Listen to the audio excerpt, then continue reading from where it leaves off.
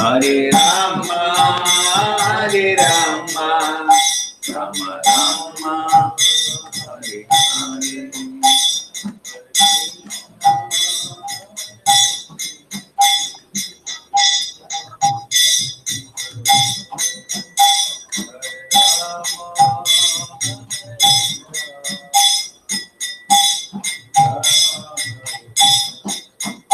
Hare Krishna, Hare Krishna, Krishna Krishna, Hare Hare, Hare Rama, Hare Rama, Rama Rama, Hare Hare.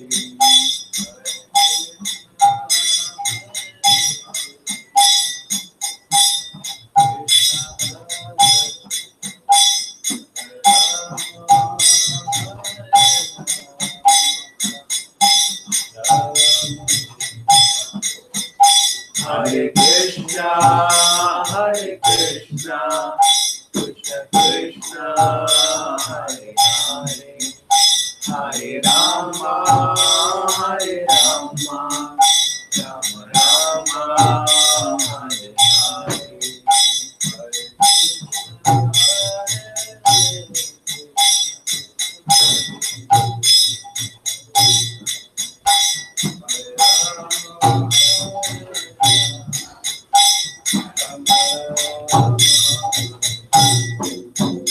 Hare Krishna, Hare Krishna, Krishna Krishna, Hare Hare, Hare Rama, Hare Rama, Rama Hare Hare.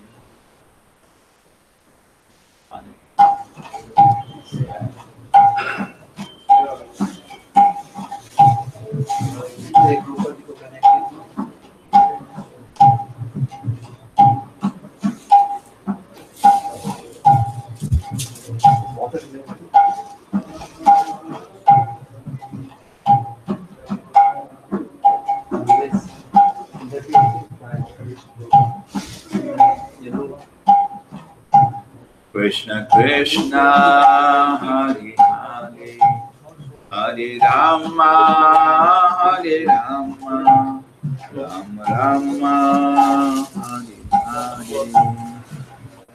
Krishna, Hare Krishna, Krishna Krishna, Hare Hare, Hare Rama, Hare Rama, Rama Rama, Hare Hare. Hare Krishna.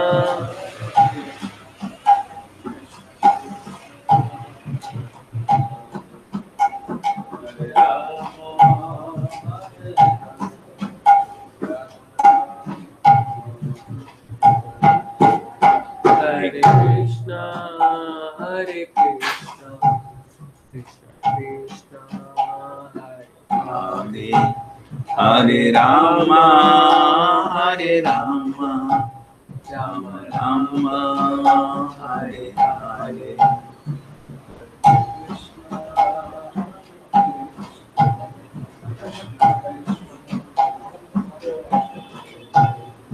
Hare Rama,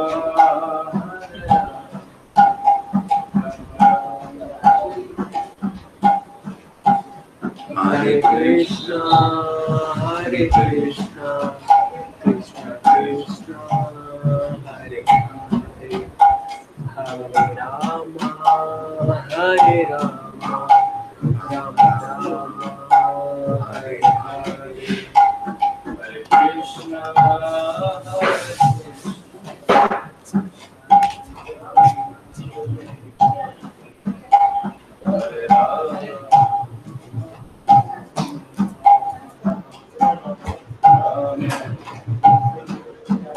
Hare Krishna, Hare Krishna, Krishna Krishna, Hare Hare, Hare Rama, Hare Rama, Rama Rama, Hare Hare.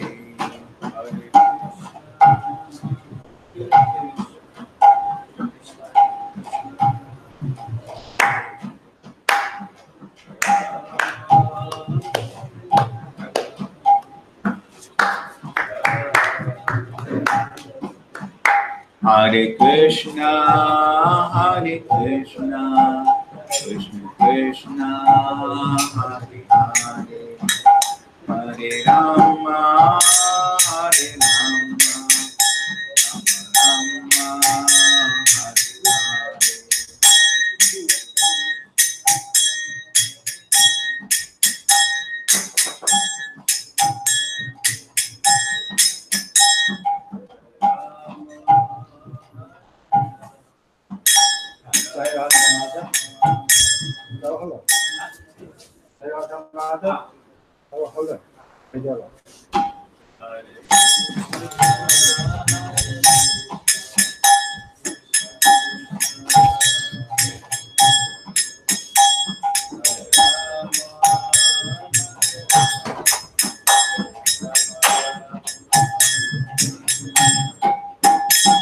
Hare Krishna, Krishna Krishna, Hare Rama, Hare Rama, Rama Rama,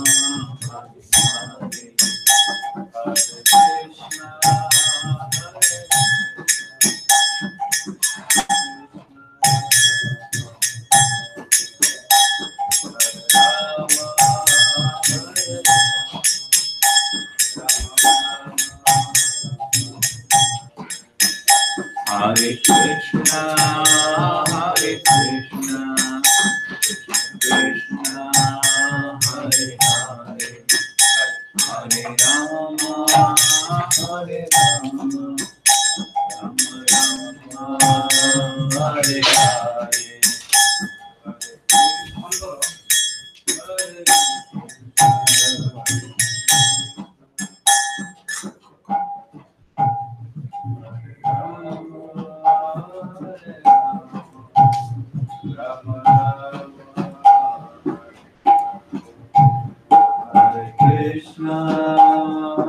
Krishna, Krishna Krishna, Hare Hare, Hare Rama, Hare Rama, Rama Rama, Hare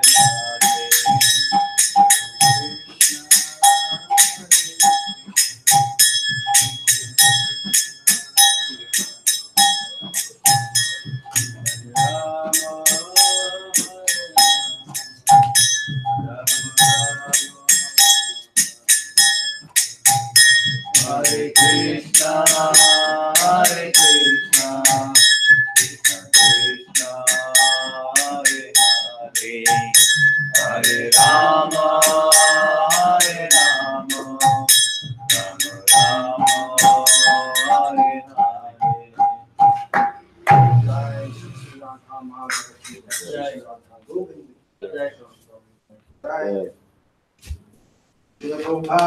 Jai. Gaur Premanand. Nam Vishnu Padaya Krishna Preshtaya Bhutale Srimate Bhaktivedanta Swami Niti Namine Namaste Saraswati Gauravani Nirvishesha Shri Most fragrance comes from the leaves, not from the flowers. You probably use that in a subject. In Italy, they use a lot of strongly flavored leaves, just like in India they use spices. Anyway, Om Namo Bhagavate Vasudevaya. Om Namo Bhagavate Vasudevaya. Om Namo Bhagavate Vasudevaya. Om Namo Bhagavate Vasudevaya. Om Namo Bhagavate Vasudevaya. Om Namo Bhagavate Vasudevaya. Srimad Bhagavad Gita, chapter 2, text 46, translation and commentary by His Empress A.C. Bhaktivedanta Swami Prabhupada. Yavan Arthaha Udah Pane Sarvataha Sarvataha Sampluta Sampluta Udake Udake Tavan Tavan Sarveshu Sarveshu Vedeshu Vedeshu Brahmanasya Brahmanasya Vijanataha Vijanataha Yavanartha Udapane Yavanartha Udapane Sarvata Samplutodake Sarvata Samplutodake Tavan Sarveshu Vedeshu Tavan Sarveshu Vedeshu Brahmanasya Vijanataha Brahmanasya Vijanataha Yavan Artha Udapane Yavanartha Udapane Sarvata Samplutodake Sarvata Samplutodake Tavan Sarveshu Vedeshu Tavan Sarveshu Vedeshu Brahmanasya Vijanataha Brahmanasya Vijanataha Yavanartha udapane Yavanartha Udapane Sarvataha Samplutodake Sarvata Samplutodake Tavan Sarveshu Vedeshu Tavan Sarveshu Vedeshu Brahmanasya Vijanataha Brahmanasya Vijanataha Yavanartha Udapane Yavanartha udapane Sarvata Samplutodake Sarvata Samplutodake Tavan Sarveshu Vedeshu Tavan Sarveshu Vedeshu Brahmanasya Vijanataha Brahmanasya Vijanataha Yavanartha udapane Yavanartha Udapane Sarvata Samplutodake Tavan Sarveshu Vedeshu Tavan Sarveshu Vedeshu Brahmanasya Vijanataha Yavanartha udapane Yavanartha Udapane Sarvata Samplutodake Tavan Sarveshu Vedeshu Tavan Sarveshu Vedeshu Brahmanasya Vijanataha Yavanartha udapane Yavanartha Udapane Sarvata Samplutodake Tavan Sarveshu Vedeshu Tavan Sarveshu Vedeshu Brahmanasya Vijanataha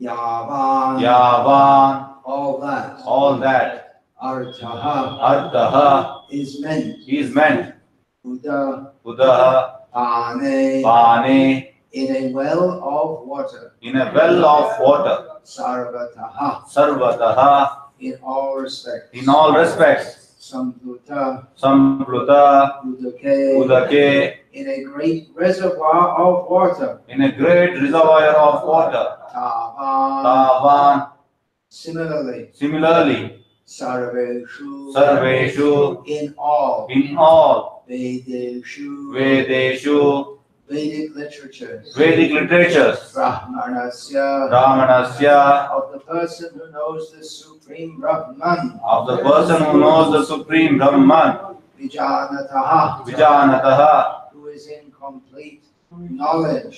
complete knowledge. All purposes served by a small well can at once be served by a great reservoir of water. Similarly, all the purposes of the Vedas can be served to one who knows the purpose behind them.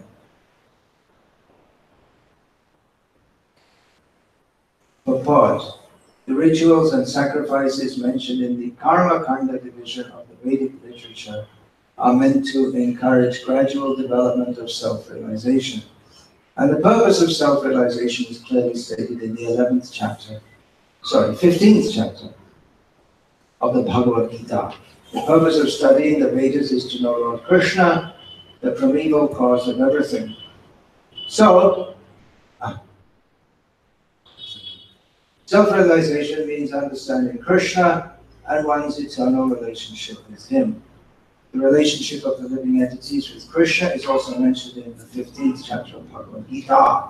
The living entities are parts and parcels of Krishna. Therefore, revival of Krishna consciousness by the individual living entity is the highest perfectional stage of Vedic knowledge.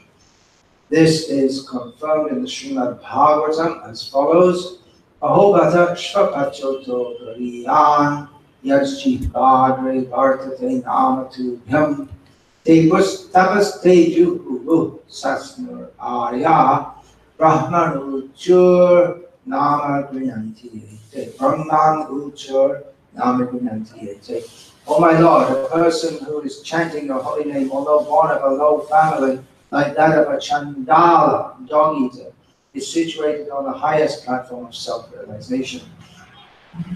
Such a person must have performed all kinds of penances and sacrifices according to Vedic rituals and studied the Vedic literatures many, many times after taking his bath in all the holy places of pilgrimage. Such a person is considered to be the best of the Aryan family.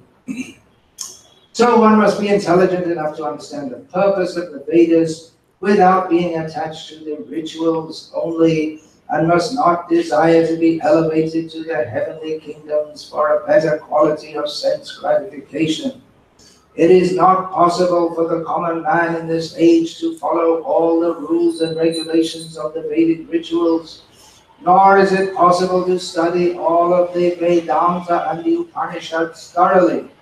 It requires much time, energy, knowledge, and resources to execute the purpose of the Vedas. This is hardly possible in this age. The best purpose of Vedic culture is served, however, by chanting the holy name of the Lord, as recommended by Lord Chaitanya, the deliverer of all fallen souls. When Lord Chaitanya was asked by a great Vedic scholar, Prakashananda Saraswati, why he, the Lord, was chanting the holy name of the Lord like a sentimentalist instead of studying Vedanta philosophy, the Lord replied that his spiritual master had found him to be a great fool and thus asked him to chant the holy name of Lord Krishna. He did so and became ecstatic like a madman. In this age of Kali, most of the population is foolish and not adequately educated to understand Vedanta philosophy. The best purpose of Vedanta philosophy is served by inoffensively chanting the holy name of the Lord. Vedanta is the last word in Vedic wisdom, and the author and knower of the Vedanta philosophy is Lord Krishna, and the highest Vedantist is the great soul who takes pleasure in chanting the holy name of the Lord. That is the ultimate purpose of all Vedic mysticism.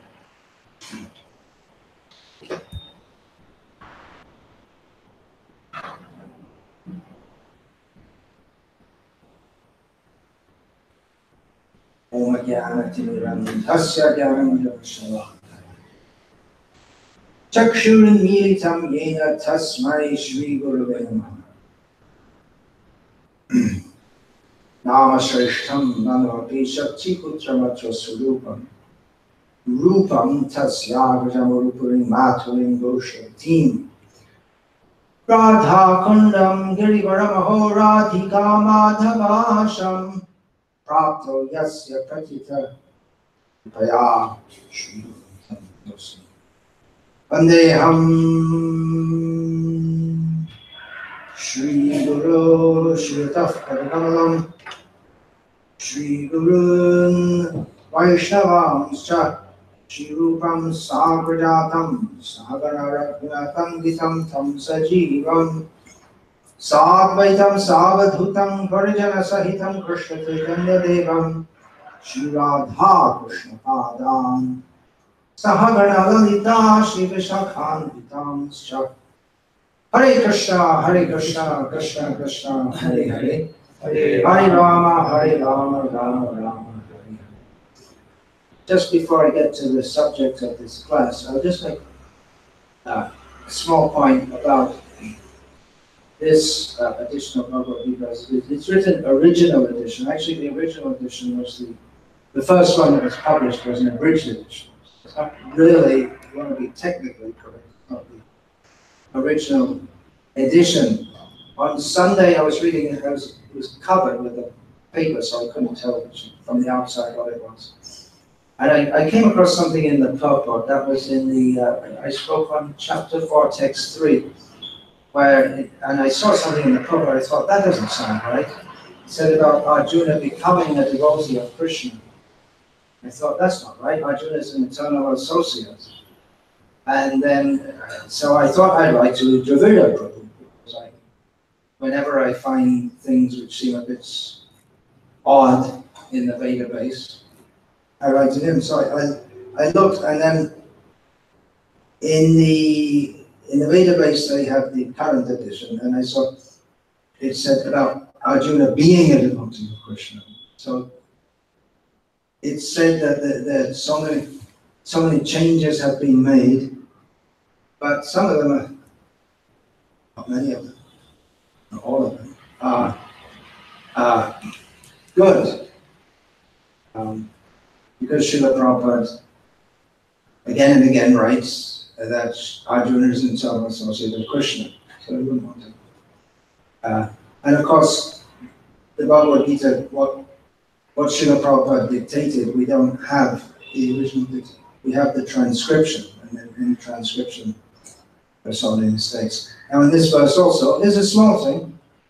Here we see in the word-for-word translation, Udapane, there's a hyphen there. So it's more technically correct than in the 1972 edition, I think, which we have here, in which there's no hyphen. From the point of view of presenting the Sanskrit, it's supposed to be word by word, so that's actually two words, but it's joined together in one word, so it's more technically correct.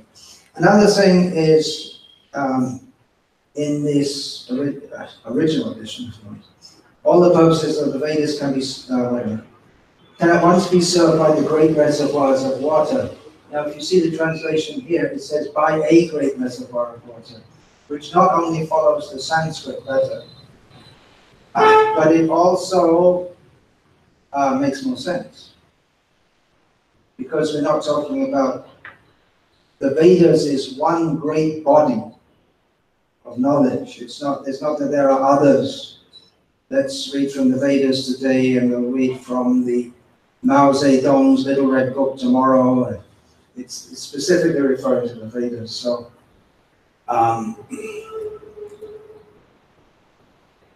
yeah, I am not in the I'm not in the league which is demanding that we get back to the edition of the Planet of the Trees. That's maybe the funniest example. What is that? Pitrinam Aryama Chasmi. Among the Pitris, I am Aryama. And the poor devotee who was transcribing, or maybe it was Neil, who wasn't even a devotee. He was a college student who was typing. He didn't know what Pitris are, so he thought Prabhupada must have named trees. So maybe there is a planet of trees somewhere out there in the universe, but that's not what Prabhupada was referring to. There are others also. Anyway, I'll just say one more funny one.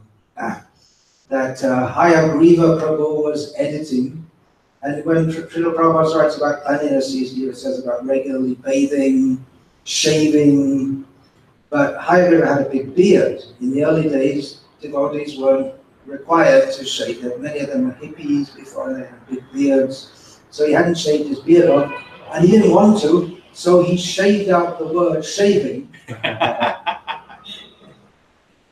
It got restored later. Okay, so let's get on with the discussion of this verse. I'm very much into, among others, I'm very much into doing what I can to try to fulfill Srila Prabhupada's oft-stated desire to re-establish Varnashram Dharma in human society. Now, as we learn from this purport, although the word varnashram isn't specifically mentioned, but you can go back to Godhead without varnashram dharma. It is extraneous to pure devotional service. When Chaitanya Mahaprabhu required from Ramananda Rai about sadhya sadhana tattva, what is the goal of life and how to attain it, Ramananda first of all offered that we should perform worship Vishnu according to varnashram duties. Varnashrama charata purushena parapuman Vishnu raradhyati pantarnanya tapto shakara. He said that, quoting from the Vishnu Purana, a highly respected Shastra, after Srimad Bhagavatam, must be, well, the most important of the Puranas. So in there it's stated that one should follow the varnashram duties and thus worship Vishnu, and there's no other way to satisfy. Chaitanya Mahaprabhu rejected this. Eho bahya, age kaha. This is external, tell me something else. So it is external to pure devotional service. In pure devotional service, there's no need for varnashram dharma. Just like for a person who has an injury, he may need to walk with a stick, but when it becomes cured, he doesn't need it anymore. And there are examples in Chaitanya Charitamrita. Haridas Thakur, he was outside the varnashram system. Rupa and Sanatan, they were outside the varnashram system. Chaitanya Mahaprabhu himself lived as a grihastha. Then he took sannyas, which is within the varnashram system.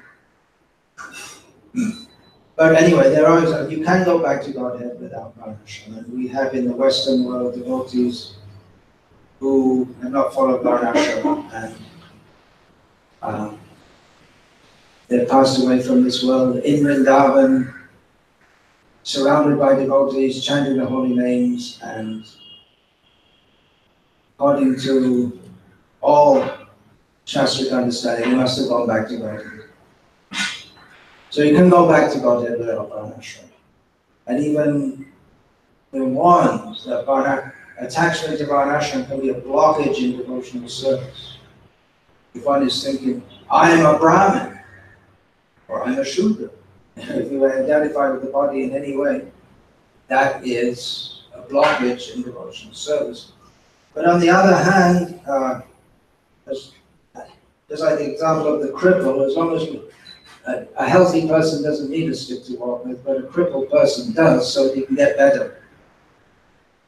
So he can operate in the world and gradually recover.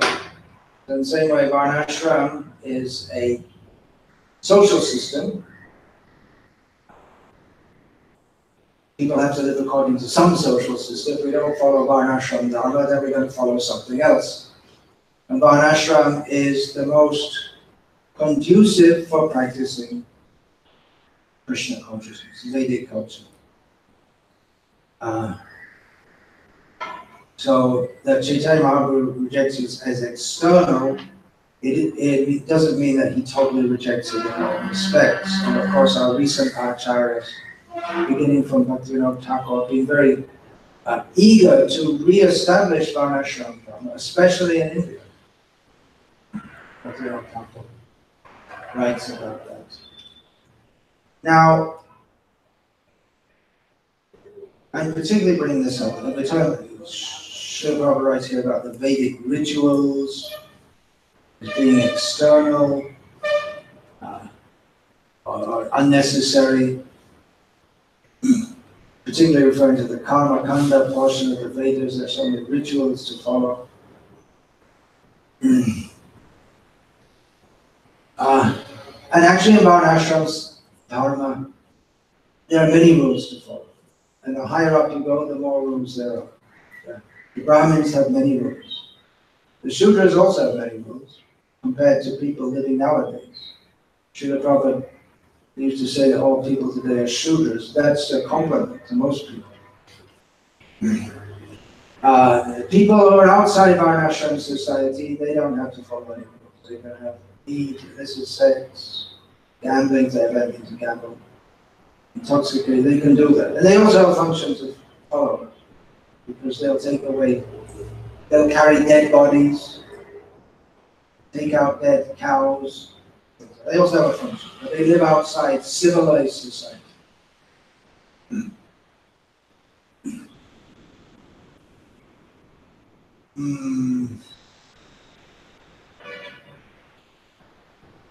So everyone has a role to play, but those who are Brahmanas, those who are close to God, it's considered. And in Israel, they can come close to the deities in the temples.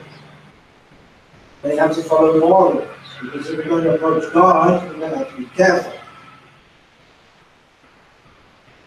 Narendra Modi is coming to Bangalore in a few days. The plan is. So in the unlikely event of anyone here meeting him, it's not that you just walk up to him and blow your nose like that and cough in his face. You have to follow a certain protocol, because he's a very important and respectable person. And to not treat him with the utmost respect would be extremely rude. Of course, other politicians do so all the time in other parties, but even they, I hope, when they meet him, would personally, they would treat him with some respect, because that's proper human behavior. So what to speak of the Supreme Personality? There are so many rules, and in the Karma Kanda and the Jnana Kanda and the Upasana Kanda and in Bhakti, those who, they're all followers of the Vedic culture. And so they all follow many rules for regulating every part of one's life, everything that's done in Vedic culture. For instance, if you're going to build a house, there's so many considerations. The land, what is the inclination of the land, and how you should be facing which direction, where the kitchen should be, where the bathroom should be, right? In Vedic culture, that is said, but no, there's no bathroom. There's no place for passing stool or urine in a house. It's not done in a house. It's outside. If you pass stool in a house, then you can't cook there or worship the deities, because it's all contaminated. According to the old system, you have to go outside. Now so what I'm saying is that all these things are followed. And then at what time, the time that you have to start the construction has to be astrologically considered. Whether to build a house there at all or not, you have to astrologically ascertain. Then you have to, before building it, you see the cows graze there for some time. So many things to be followed.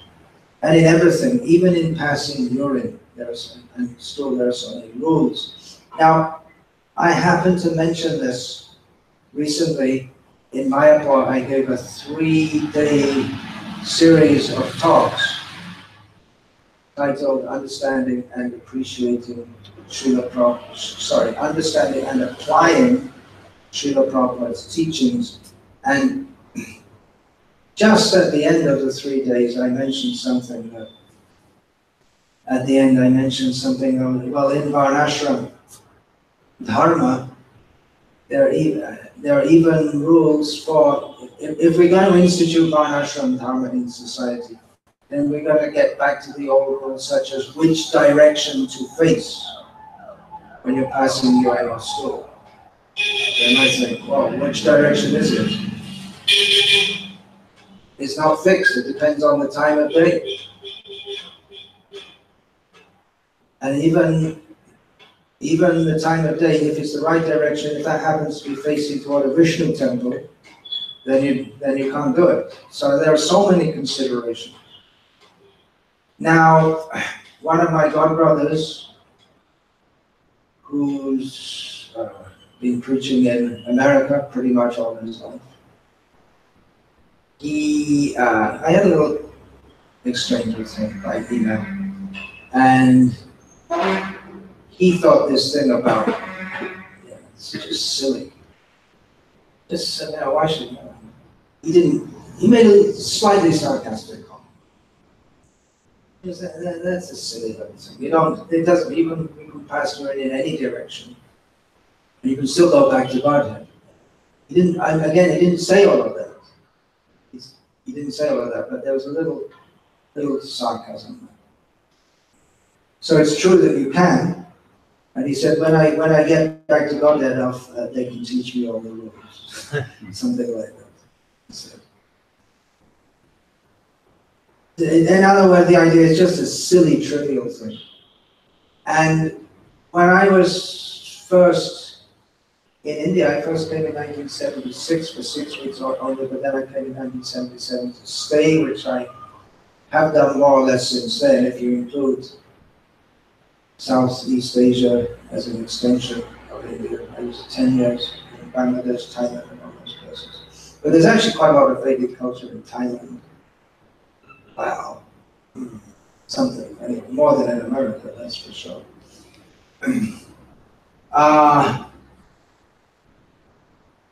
So when I first came, one of the things we used to hear from young people at that time, we used to hear a lot, especially young people, was talking about, all these rituals, Hinduism, rituals. There's so much propaganda.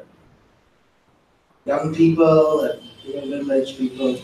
Pandit Nehru, great disaster that he became the third. Anyway, he's an agent of Kali, so it's Kali Yuga. He became the first Prime Minister of India with an anti-Vedic agenda.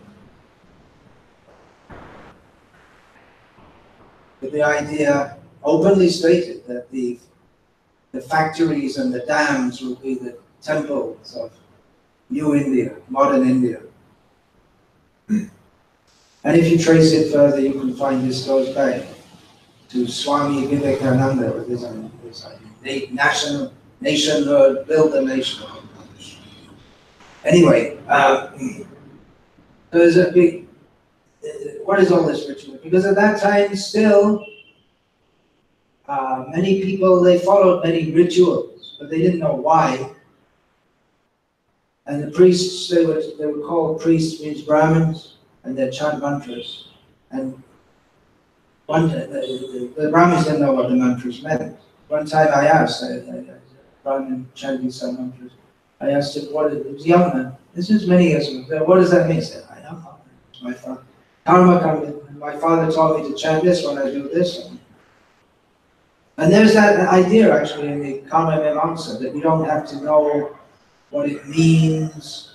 If you just chant, if you chant the Vedic mantras exactly according to all the rules and regulations, you get the result. So what do you need to know what it means? Or it's anti-philosophy. So that idea, all these rituals, they're all silly little things. What does it matter which way you face them? That's good. But we should know that this is all given by Krishna. It all has a purpose. We may not know what the purpose is, but it all has a purpose. One thing is that the idea of giving a specific direction is, for various reasons. One reason is that we should not face the sun or moon. We're urinating, right? That makes sense. And then we have a sense, sun, that's Surya Day. Huh? So it's not just something which makes us hot, but that's a person to be respected.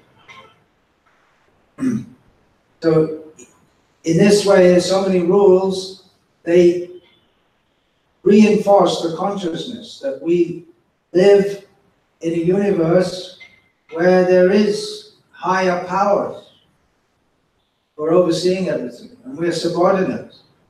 And we should respect those higher powers in everything we're doing. It's not that, well, we're devotees of Krishna, what the hell do we care about the Sangha?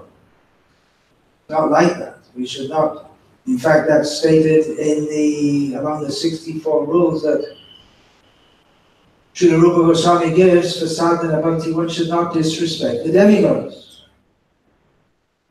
We don't regularly worship them, but we don't disrespect them. And they're everywhere. Even when one rises in the morning, first one has to say a prayer to Bhumi Devi before we put our foot on the ground. Everyone used to do. Putting our foot, she's our worshipable mother. But we have to put our foot on her. So there's a prayer that please forgive me for stepping on, because there's no choice but to do that. So in everything from the very beginning of day, we remember who we are. There's a very much consciousness of direction, of time. Time means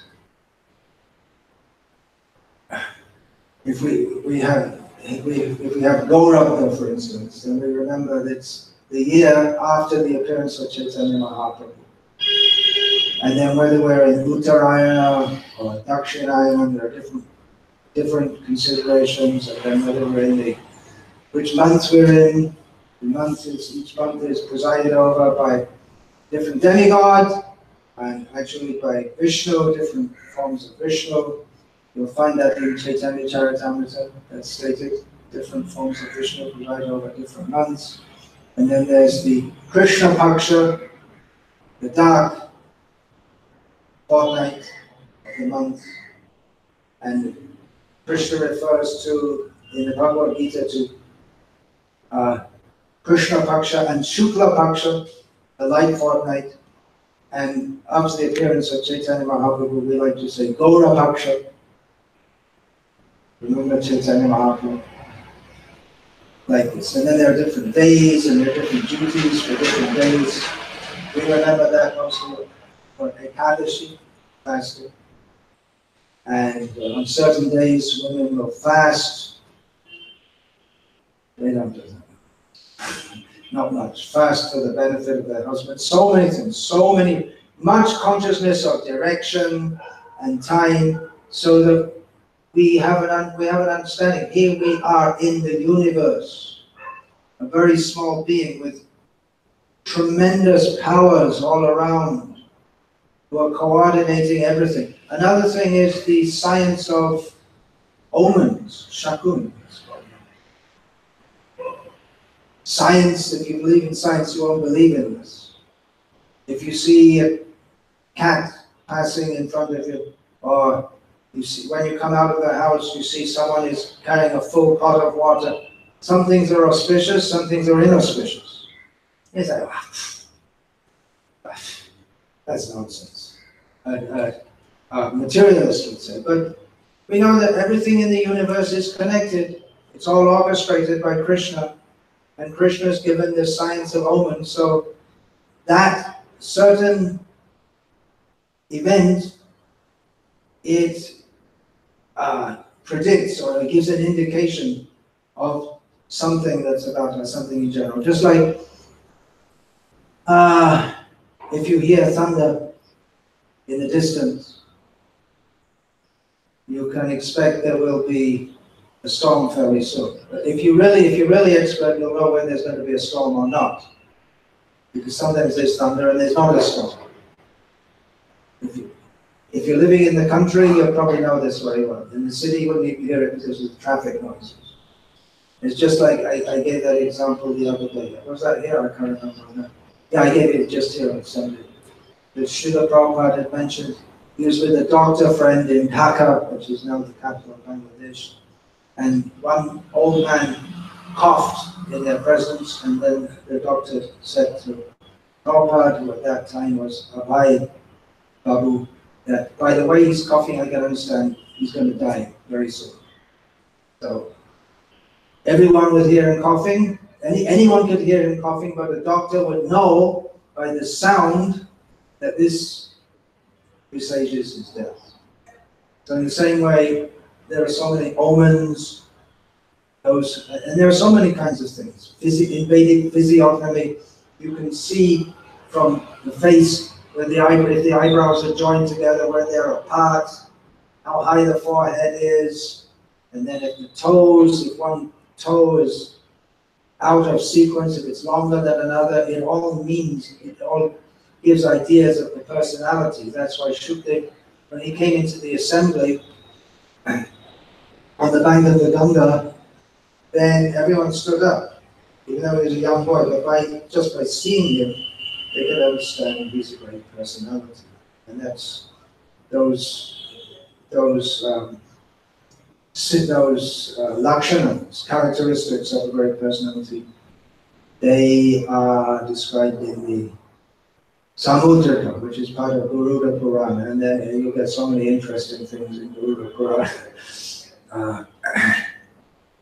So it's meaningful, it's not meaningless.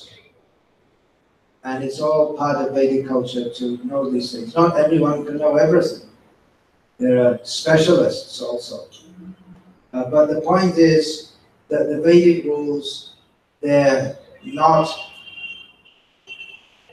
whimsical or arbitrary. They're just somebody, what are all these rules? What are all these rituals? What does it matter? Oh, there's the point. Now, here in this purport, Srila Prabhupada quotes from the Srimad Bhagavatam that someone who's always chanting the holy names of Krishna, they're already on the highest platform. They've already done all the Vedic rituals. They've done whatever needs to be done. So the implication is that you don't need to do all these things. And actually, pure devotee might not follow all these things. In Karma Kanda, one will not face the sun while urinating out of a sense of respect for the sun, but also out of fear of committing offense, of committing sin and getting punished. Whereas a devotee, he may not face the sun because he recognizes that, not that he's particularly afraid of sin, because he's dedicated his life to Krishna, and Krishna can send him to heaven or to hell, and that's the attitude of a pure devotee. But he doesn't want to offend the sun because he knows the sun is a representative of Krishna. So they both do the same thing, but maybe for different reasons. Now, a Paramahamsa Vaishnava doesn't need to follow all these rules. There's a term, avadhut, means one who's completely cleansed and purified. He can do no wrong. Just like a child can do no wrong. A child of 6 months, his sense of right and wrong is not developed, so he can do no wrong.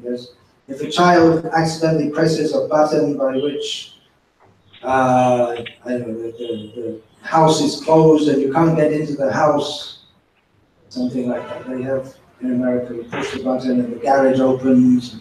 Maybe the child will push the button and the garage opens, and then thieves come in and steal things. But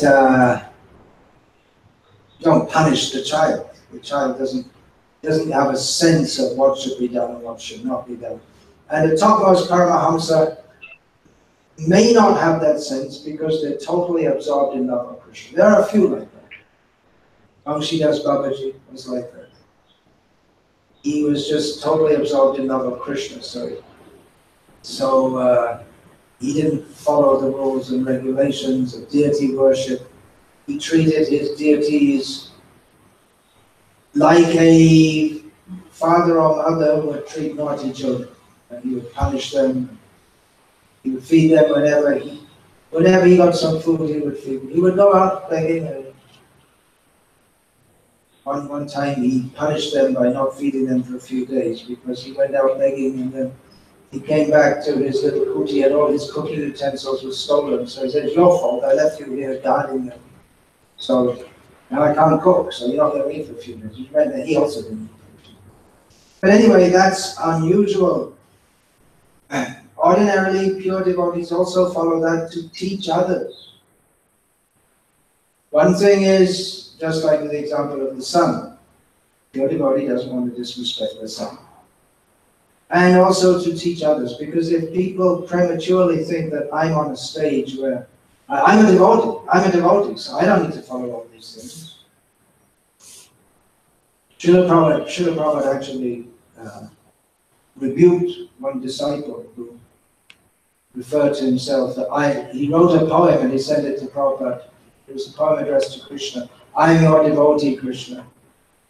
Prabhupada said, the devotee doesn't think he's a devotee. It's like we hear. So we say, well, I became a devotee 20 years ago. Well, someone asked me, when did you become a devotee? So often I say, I might reply, well, I'm still trying. I can't say I became a devotee. So a devotee doesn't think he's a devotee. So a topmost devotee will follow the rules to teach others, not to follow what they need to follow.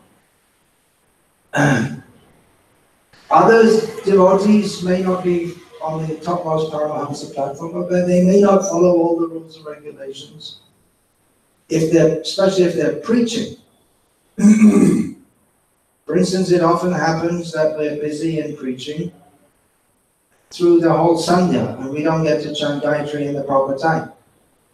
That doesn't become an offense, because we're absorbed in preaching. It's just like the talk is scheduled just before the Sandhya begins, and so we don't have time during the Sandhya. We can't stop in the middle of the talk and just say, well, you're stopping for a few minutes. It doesn't. For preaching, you may have to break so many rules. You may be in a train traveling here and there to go someplace for preaching, and then you're supposed to stop and chant Gayatri, but what do you do if you're in a train or a 24-hour train journey? What do you do? You can't stop chanting Gayatri. So the rules may be broken due to circumstances, and that often arises, especially in preaching. If one stays in one place, in a fixed place, it's much easier to lead a regulated life and follow all the rules. Another reason not to follow is just because we're just not capable. And that was very much the case with most of Srila Prabhupada's disciples. And he actually wrote in one purport that about Indian people criticizing because the Western devotees don't follow so many rules. And he stated in one place that the Westerners, they can never follow all these things. And in the Western countries especially, and increasingly so in India, people are so far away from the Vedic culture that they simply can't relate to it. Just like my godbrother wrote sarcastically, which direction you face. And you can understand that because even in India, that was a great ambition of the Modi government. I don't know if that was fulfilled, to make toilets in every house, right? So that people don't have to go outside to pass stool and urine. Some years ago, I was in one state in America, I think it was North Carolina, and some devotees were building a house. They said, why don't you put the toilet outside, not attached to the house? Even in English, there's a term, outhouse. It used to be that the houses were built with the toilets just outside. But then the devotee told me, no, there's a law in this state, you have to have the toilet attached to the house. Otherwise you can't get permission to build. You have to submit the plans, the building, and the toilet has to be. So if you have a fixed toilet, it could be pretty difficult to get the right direction because it's pretty much fixed which direction you'll be in. So and people have no idea of going outside to pass. They have no idea for that time. You pass stool and you're in a toilet. That's all. They have no idea that anything else is possible, and they consider anything else to be uncivilized. Actually, it's civilized to go outside in France, but in Kali Yuga, if you pass next to the kitchen, that's considered civilized in the bathroom. And then they have the bathroom next to the kitchen. That's considered very civilized. Some things of Indian culture are going on which Westerners still can't relate to. Not very long ago, maybe a year and a half ago, some issue came up in the news, how I believe it was Amazon was marketing doormats. You know what a doormat is? There's a doormat. It's when you come in the house and there's mud on your shoes, and you wipe your shoes on the doormat so the mud comes off, and then when you walk in the house with your shoes, which is standard in Western culture, then mud doesn't come in the house. So Amazon was marketing doormats with the Indian flag on it. I think it was the Indian flag. And when this came to the attention of Indians, they became incensed because it is extremely insulting in Indian culture to put your foot on something which is considered sacred. And in modern India, the Indian flag is considered sacred. And the company marketing that in Amazon, they couldn't relate to it at all. What's the problem for them? They think it's promoting India. So if you like India, you have a doormat with Indian flag. Maybe they made it especially for Indian people. Maybe they did it in all countries. But it became such an issue that I believe who is that? Sushma Swaraj, she's the Home Minister, isn't it? Foreign Minister. Anyway, she made a complaint that Amazon had good sense from a commercial point of view or any point of view to withdraw it. But just I'm making that little point that there are certain things in Indian culture, even today, which Indians relate to, and Westerners can't understand it at all.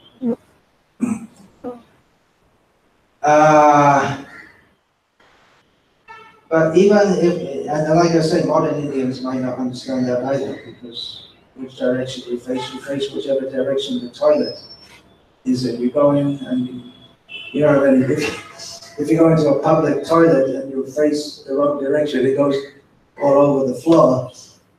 You can't even think of it. It seems ridiculous. So, if we can't understand it, we shouldn't denigrate it, because it is, after all, given by Krishna. And as far as possible, at least in India, we should try to revive that great culture. They may say, well, that's not very good. We don't want to make things complicated. Let's just keep it simple. But you can also consider that all the acharyas and all the great Vaishnavas previously did follow all these things. And one would not be considered fit to worship the deities unless he followed all these things. Even the Shudras would follow things like not facing the sun or passing the what to speak of the Brahmanas. It's only the Chandalas who wouldn't follow such things. Such Chandalas can become completely purified if they're always chanting the holy name of Krishna, to the extent that they can also perform Vedic sacrifices, theoretically, but they'd have to be trained before they did so. Because Vedic sacrifice require proper pronunciation. Even if one is chanting the holy names, it requires a lot of training to offer sacrifice. For chanting the holy names, there are no fixed rules concerning Desha Kala Niyam Nahi. Kaite Shruti Jota Tota Namaloi Desha Kala Niyam Nahi. Sharva Siddhi Hoy, Chaitanya Mahaprabhu said that even while eating, even while lying down, one can chant the holy names of Krishna. There are no considerations of time or place. One can get all perfection in all circumstances.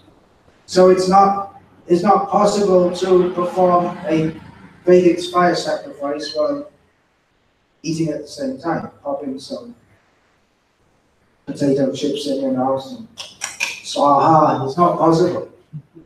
If you're tired, you lie down and put the ghee in the fire. It's not possible. You can't do that. Theoretically, you can do while chanting the holy names, but actually, even in Shastras, it's recommended that you sit down while chanting. Eating is time and place for everything. But the idea is that the holy name is so merciful that even without following all these rules, you can get more perfection. It doesn't mean, again, it doesn't mean the rules are unimportant. So we should try to revive Varnashram, right? Because Srila Prabhupada wanted that, and he wanted it for a specific reason.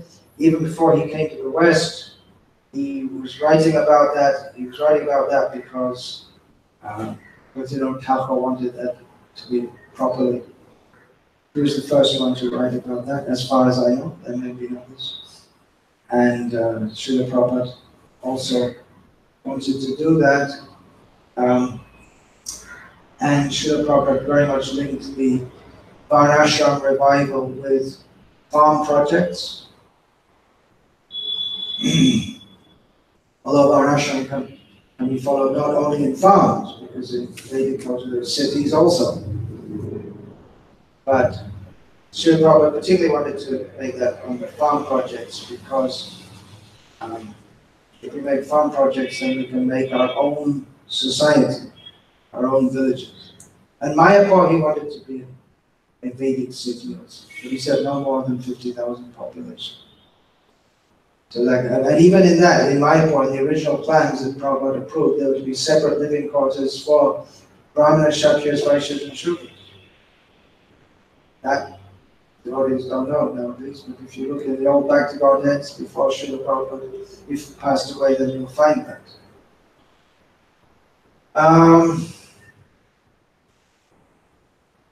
Srila Prabhupada wanted it, even before he came to the West, he spoke of that.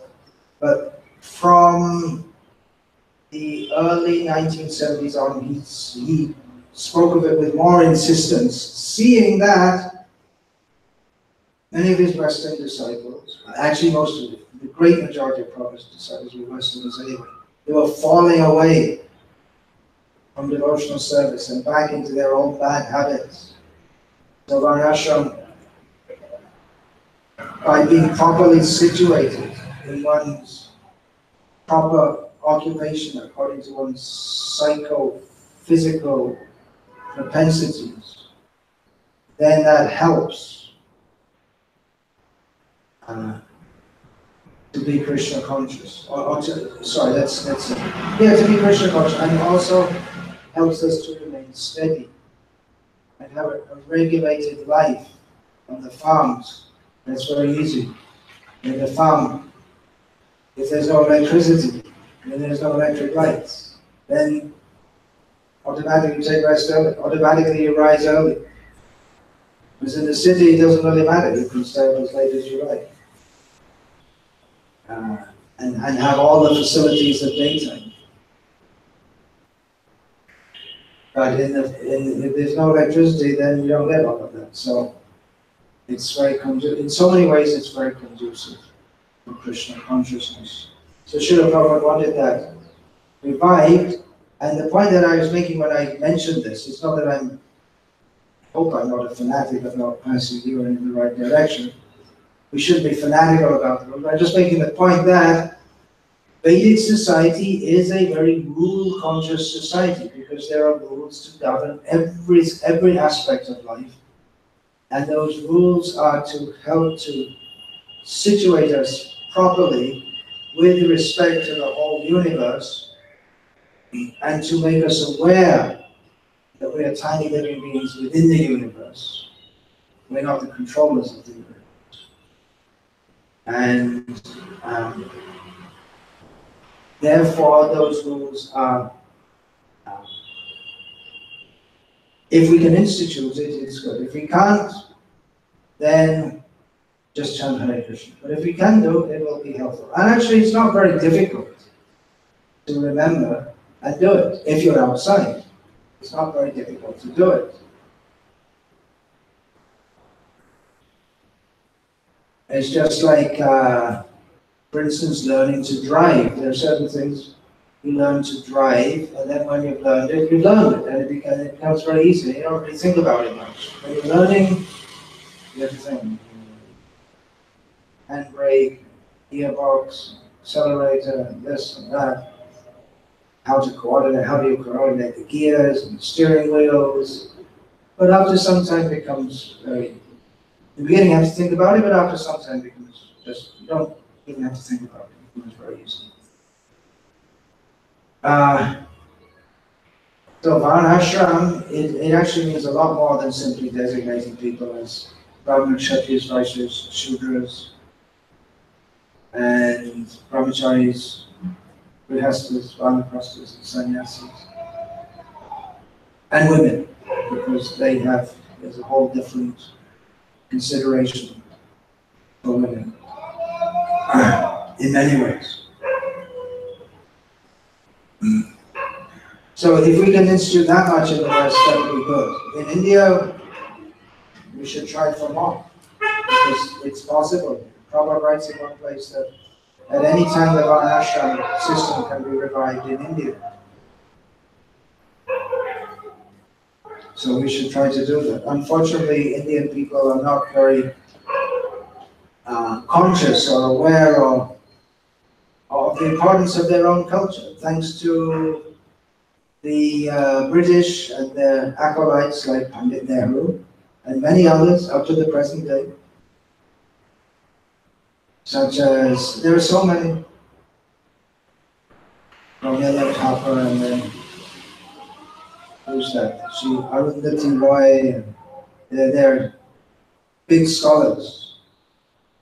Indian with Western mindset who are against the Vedic culture and influential.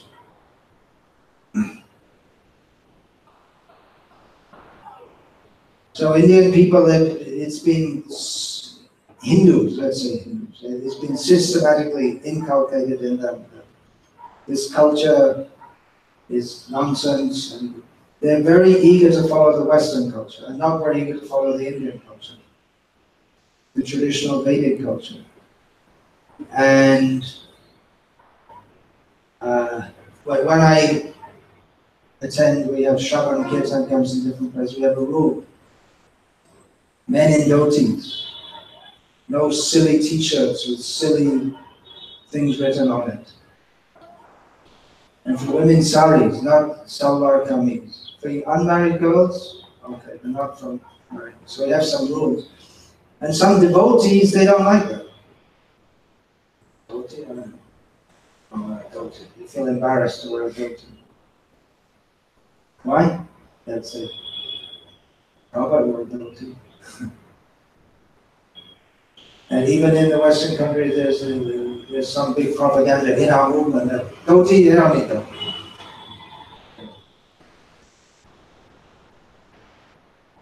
We wear jeans, that's sacred. It's supposed to be sacred according to some people. Even though they're produced in hellish sweatshops by underpaid workers, somehow it's sacred. But Thakur, he put a lot of stress on proper Vaishnava dress. In one of his songs, he mentions about the favorable activities for Krishna consciousness. And one of them, he says that Gaura Bhakata Priya Vesha Tadhana Tilak Tulasi Mala Shobhamana. One of the favorable activities is to dress in a way that is dear to the devotees of Chaitanya Mahaprabhu, and to be beautified by Tilak and Tulsi Mala. Many places. Recently I was going through the Gaudiya called Bhartavi of Bhaktivinoda Thakur, which at least twice he mentions that the members of the Namahata, they should dress properly like devotees. So anyway, that's just one point. Dress is important. Everything in Vedic culture is important. We may have to make adjustments for preaching. That's the fact. In the Western countries, we're not preaching that you have to wear a dhoti. We're preaching you have to chant Hare Krishna. If someone wants to wear pants and chant Hare Krishna, great. That's a huge, huge step up from wearing pants and not chanting Hare Krishna. But if we actually want to identify with Krishna and Krishna's culture, then we will like to follow all the principles of that culture. So, at least here in India, we should try to do that, to reintroduce that. Unfortunately, Srila Prabhupada's Varnashram initiative is largely forgotten, or to be more precise, suppressed within our society. But Srila Prabhupada wanted it, and it should be done. Even we may introduce minor things. For those who are ready for it, a little over, there's one farm community that I regularly visit in Gujarat, devotees there. So the devotees there, they introduced in the temple the screen curtain to separate the men and the women. And I thought, it's too much. The women will protest. But actually they like it. Everyone likes it. So at least in India, we could do these things. I think in the West, if we try to introduce this, I don't know how well it would go.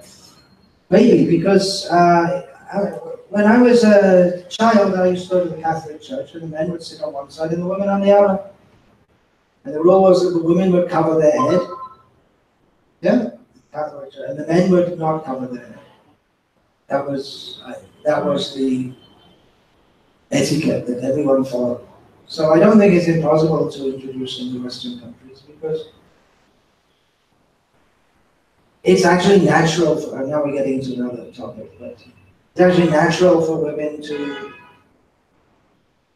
there may be some exceptions, but it's natural for them to want to be somewhat shy and to defer to men. Anyway, we're getting into another topic.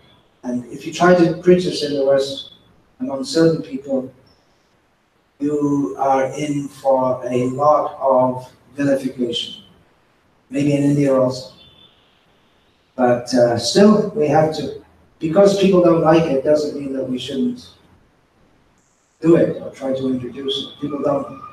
If Prabhupada had thought that, well, people won't like it, so I shouldn't go to the West and preach, then we would all be here today. I'd probably be dead in this body, actually. Probably.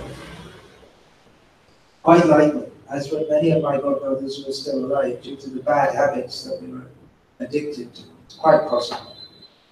Anyway, there's a huge body of topics and to discuss here, but I'm just giving a little idea of why that comment I made that in the Varnashram society that we want to introduce, which direction you face while passing urine, it's also part of the things that we can introduce, because devotees actually want to follow. In those farms we're doing, the devotees where they want to follow, because they know this is the culture that we've left that hellish city culture, and we want to follow this culture, Krishna's culture. So they want to do that in details. We don't want to become rule conscious. We always have to remember it's all for Krishna's pleasure. Krishnate kila cheshna. When we follow this, we're following it because we know in a small way that will please Krishna. Definitely chanting the holy names is the way to please him the most. But if we're attentive to in every detail of our life, we're always thinking how to please Krishna. The Vedic rules give us the opportunity to do that. So I'm just making that point because definitely, especially to many devotees in the West, it would just seem completely absurd to them why we should be interested to introduce rules which, to their understanding, have absolutely no meaning or utility whatsoever. But my point is they do have meaning and utility. They're not the main thing by any means, but they do have meaning and utility. So, Hare Krishna.